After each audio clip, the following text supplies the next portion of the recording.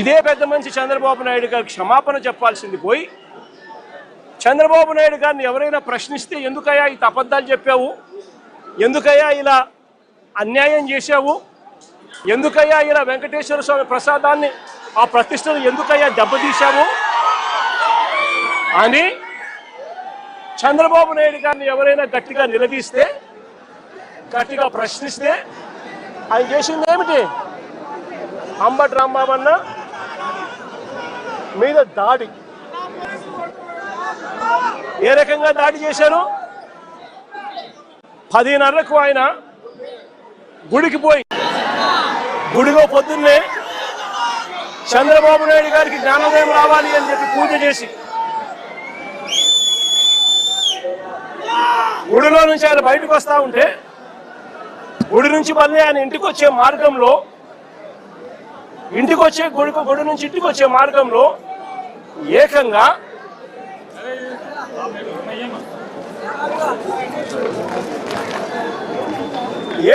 గుడి నుంచి తాను ఇంటికి వచ్చే మార్గంలో ఈ మాదిరిగా కట్టెలు పట్టుకొని పోలీసులను పెట్టుకొని పోలీసుల సమక్షంలో ఈ మాదిరిగా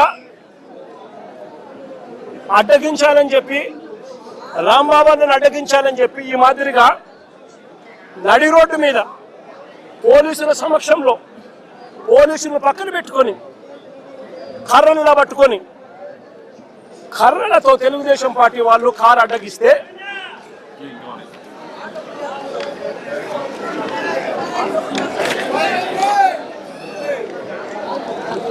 ఈ మాదిరిగా పోలీసులను పెట్టుకొని కర్రలతో ఈ మాదిరిగా కారు అడ్డగిస్తే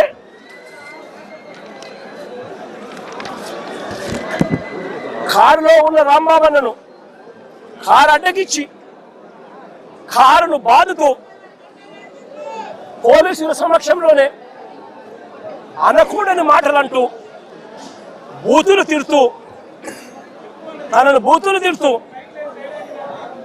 తన కారు మీద దాడి చేస్తే రాంబాబన్న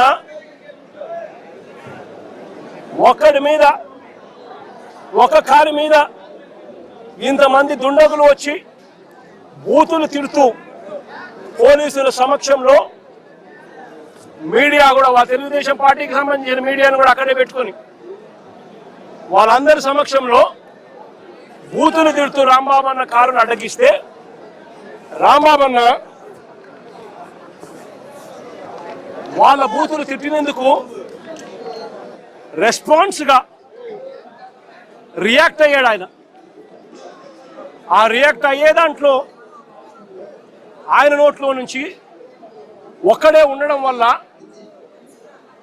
ఇంతమంది చుట్టుముట్టి ఆయనను కారును బాదుతా ఉన్నారు. ఒక వైపున ఆయన మీద దాడి జరుగుతూ ఉంది, మరోవైపున ఆయన తిరుగుతూ ఉన్నారు. అలాంటి సందర్భంలో ఆయన కూడా నోట్లో నుంచి 2-3 తిట్లేమన్నా తిట్టాడు. ఒక రియాక్షన్గా జరిగింది. నేను అడుగుతా ఉన్నా ఇదే చంద్రబాబు నాయుడు గారిని, ఇదే పవన్ కళ్యాణ్ గారిని, ఇదే నారా లోకేష్ గారిని అడుగుతా ఉన్నా, మీరు తిట్టే తిట్టులకు ఎటువంటి రియాక్షన్ అవసరం లేదు, మీ మీద ఎటువంటి అటాక్ లేకుండానే మీరు రొటీన్గానే తిరుగుతూ ఉన్నారు. ఈ మాదిరిగా ఇదేమి కొత్తగా జరిగేదేమీ కాదు. మీరు తిరిగితే ఒక రకంగా ఉంటుంది. అంబటి రాంబాబన్న ప్రాణం మీదకి వచ్చినప్పుడు రియాక్షన్గా ఆయన తిరిగితే మాత్రం ఇంకొక రకంగా దాన్ని చిత్రీకరిస్తూ ఉన్నారు. అయినప్పటికీ కూడా రాంబాబన్న ఇంటికి వచ్చి 10:30కు అది జరిగితే 10:30-11:30 గంట 10:30 ప్రాంతంలో అది జరిగితే ఆయన ఇంటికి వచ్చి 12 గంటలకు 1 గంటకు ఆ ప్రాంతంలో ఇంట్లో తాను ప్రెస్ మీట్ కూడా పెట్టి జరిగిన విషయమంతా కూడా వివరించి, ఆయన పెద్ద మనిషి కాబట్టి, సంస్కారం ఉన్న వ్యక్తి కాబట్టి ఆయన నేను తిట్టకుండా ఉండాల్సింది అని కూడా చింతిస్తూ చెప్పాడు. అంటే తన మీద దాడి జరుగుతూ ఉన్నా, తనను ఒకవైపున తిరుగుతూ ఉన్నా, అప్పుడు భావోద్వేగంలో ఆయన 2 తిట్లు తిట్టినందుకు ఇంటికి వచ్చి బాధపడి ప్రెస్ మీట్ పెట్టి మీడియా సమక్షంలో ఆయన దీనికి వివరణ ఇస్తూ, అయినా నేను తిట్టకుండా ఉండింటే బాగుండేది, నేను చింతిస్తున్నాను అని సంస్కారం కలిగిన వ్యక్తిగా అంబటి రాంబాబు అన్న వివరణ కూడా ఇచ్చాడు. అంతటి సంస్కారం ఉన్న వ్యక్తిని నిజంగా చేతనైతే పొగడాలి, నిజంగా చేతనైతే పొగడాలి. తప్పు చేశాడు, వాళ్ళు చేసిన దానికి, వాళ్ళు తిట్టిన దానికి, వాళ్ళు ఆయన కారు మీద దాడి చేసినప్పుడు జరిగిన భావోద్వేగ పరిణామంలో కూడా ఆయన ఒకవేళ తిట్టింది తప్పి అయితే క్షమాపణ అని చెప్పన్నట్టుగా తాను చింతిస్తూ చెప్పినప్పుడు శాతనైతే తనను చేసిన మంచి పనికి పొగడాలి. కానీ వీళ్ళేం చేశారు, దాన్ని వక్రీకరిస్తూ, దాన్ని ట్విస్ట్ చేస్తూ, ఏకంగా అంబటి రాంబాబును హత్య చేయడానికి,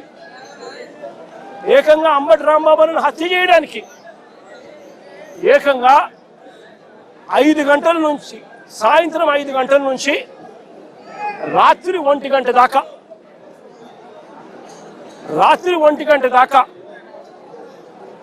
సాయంత్రం 5 గంటల నుంచి రాత్రి 1 గంట దాకా సాక్షాత్తు ఈవిడ ఎమ్మెల్యే గల్లా మాధవి ఇక్కడ మనుషులను వేసుకొని వచ్చి ఈవిడ ఆధ్వర్యంలోనే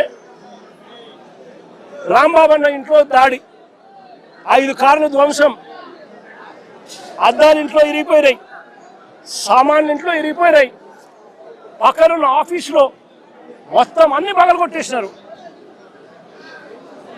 ఇంట్లో ఆడవాళ్ళు ఉన్నారు, ఆడవాళ్ళ ప్రాణాలకు నష్టం జరిగే విధంగా తిడుతూ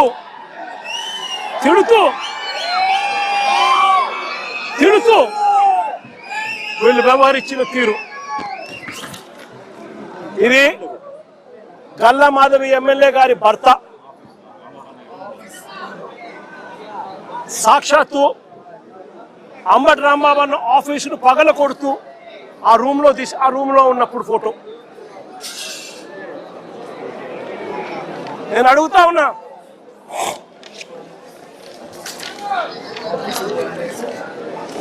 అంబటి రాంబాబు అన్న ఆఫీసును కాలుస్తా ఉన్న ఫోటో.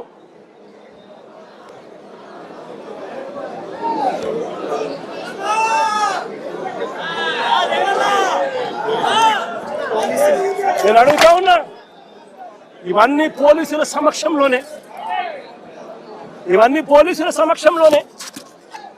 5 గంటల నుంచి ఇవన్నీ జరుగుతూ ఉంటే,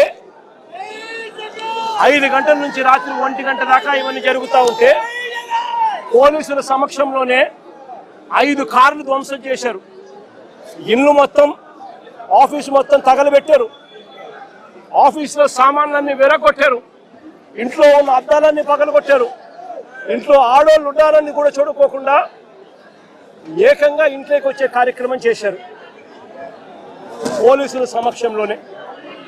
నేను అడుగుతా ఉన్నా, ఇది హత్యాయత్నం కాదా అని అడుగుతా ఉన్నా, ఇది ఆర్సన్ కాదా అని అడుగుతా ఉన్నా. మరి పోలీసులు దగ్గరుండి ఈ కాన్స్పిరసీలో భాగం కాదా అని అడుగుతా ఉన్నాను. ఇదే పోలీసులు బాధ్యత వహించాల్సిన, ఇదే పోలీసులు బాధ్యత తీసుకొని ఉంటే ఈ మాదిరిగా జరిగి ఉండేదే అని అడుగుతా ఉన్నా. ఇక్కడ నుంచి ఎంత దూరంలో ఉందండి డీజీపీ ఆఫీసు, ఇక్కడ నుంచి ఎంత దూరంలో ఉందండి ఎస్పీ ఆఫీసు, ఏకంగా గుంటూరు సిటీలో, గుంటూరు నగరంలో ఎస్పీ ఆఫీసు, ఎస్పీ ఇల్లు ఇక్కడ నుంచి కూతబేట దూరంలో ఉంది. ఎంతమంది డిఎస్పీ లేరు, ఎంతమంది సిఐ లేరు. డీజీపీ ఆఫీస్ ఇక్కడ మంగళగిరిలో ఉంది, ఇక్కడ నుంచి కూతబేట దూరంలో మంగళగిరి, అక్కడ బెటాలియన్ ఉంది. కనీసము ఈ పోలీసులు ఫోన్ చేస్తే కూడా రెస్పాన్స్ లేదు. మా పార్టీ నుంచి బొత్స సత్యనారాయణ ఇలాంటి సీనియర్ నాయకులు, ఇంటెలిజెన్స్ డీజీకి, చీఫ్ సెక్రటరీకి, ఇలాంటి పెద్ద పెద్ద ఎస్పీకి, ఐజీకి, ఇలాంటి అందరి ఆఫీసర్లకు ఫోన్లు కొడితే కనీసం ఫోన్లు కూడా ఎత్తరు. కాన్స్పిరసీలో బాగా